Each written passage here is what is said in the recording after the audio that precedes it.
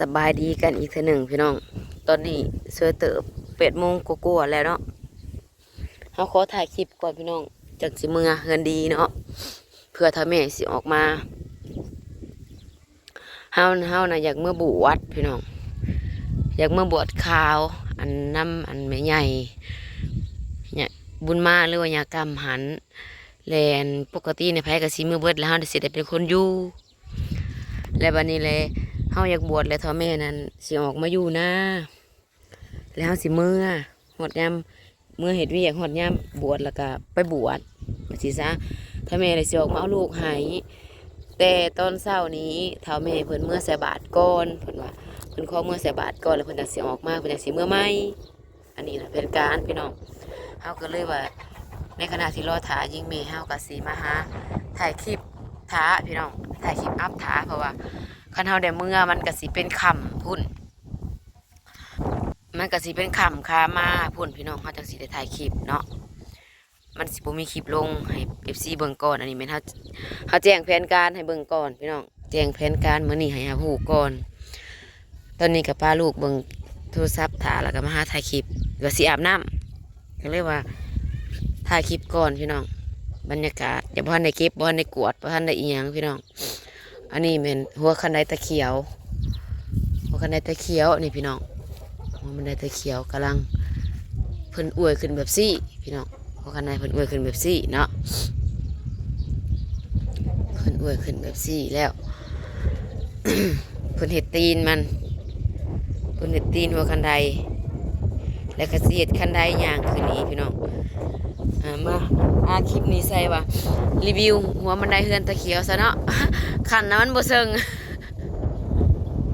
ขันสุดท้ายตอนนั้นบ่เซิง2 4 6 8ปกติมันมี9ขัน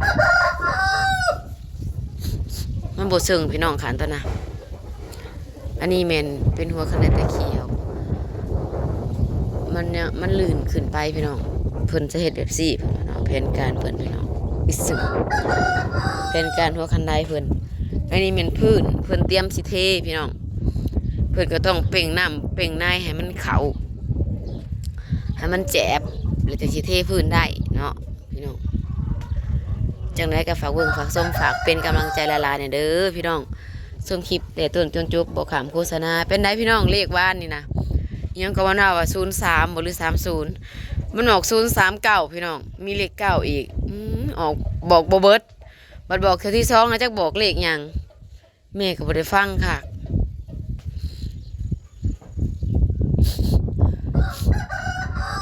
หวยหมูทิตาบอกคือพี่น้อง039มันบอก03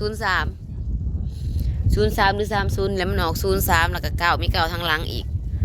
เฮ้ยยังอีกตัวหนึ่งตื่มใส่เองบ่มันอยากสั้นโพดมั้งหัวคันไดเพิ่นนี่นะ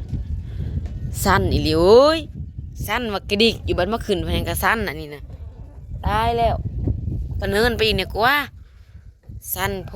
ด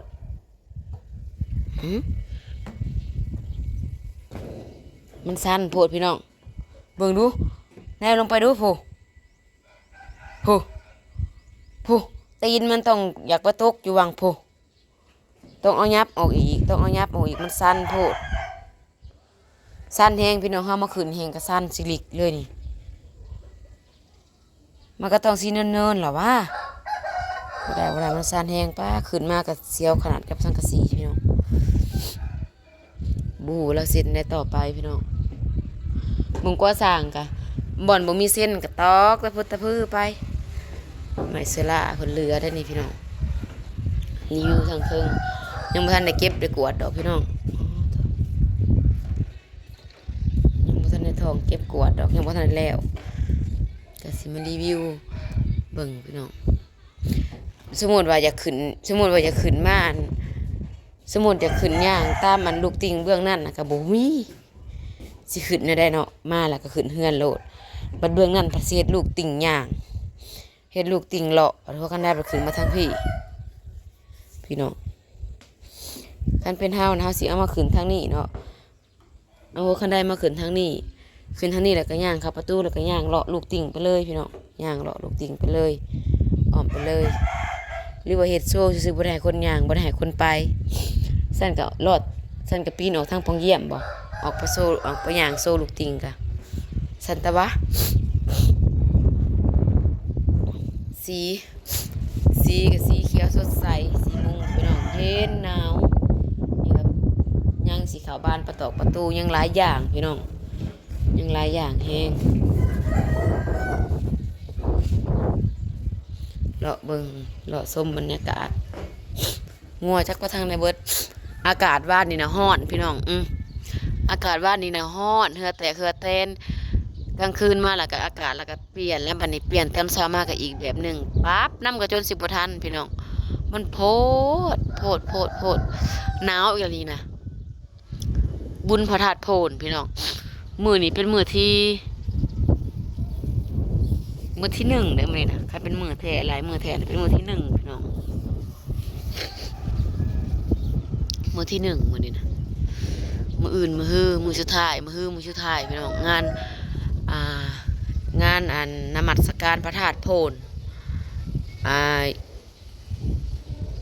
อยู่เมืองไซภูทองพี่น้องอยู่บรรณคำเมืองไซภูทองแขวงสะวรรณเขตเด้อพี่น้องเด้ออันนี้แม่นเป็นมรดกโลกก็ได้พี่น้องเปิดเป็นอันมรดกโลกโอ้ยมรดกอันของมรดกลาวพี่น้องว่าไปมูลเสือของประเทศลาวเฮาอีกอันหนึ่งแล้วเนาะยกขึ้นมายกระดับขึ้นไปแล้วพี่น้องของประเทศลาวเด้อพี่น้องเด้อ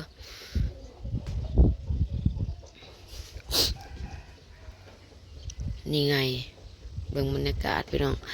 เมื่อเบิ่งบรรยากาศอยู่เพิ่นดีแล้วก็ยันเป๊ปซี่เบื่อพี่น้อง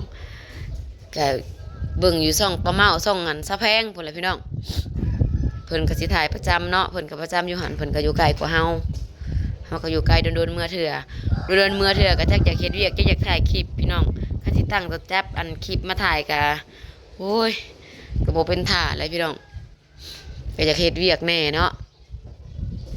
เฮาก็สิเฮ็ดเวียกบ่เต็มที่เต็มทางปานใดพี่น้องก็เต็มก็คือบ่เต็มแหละพี่น้องเพราะว่า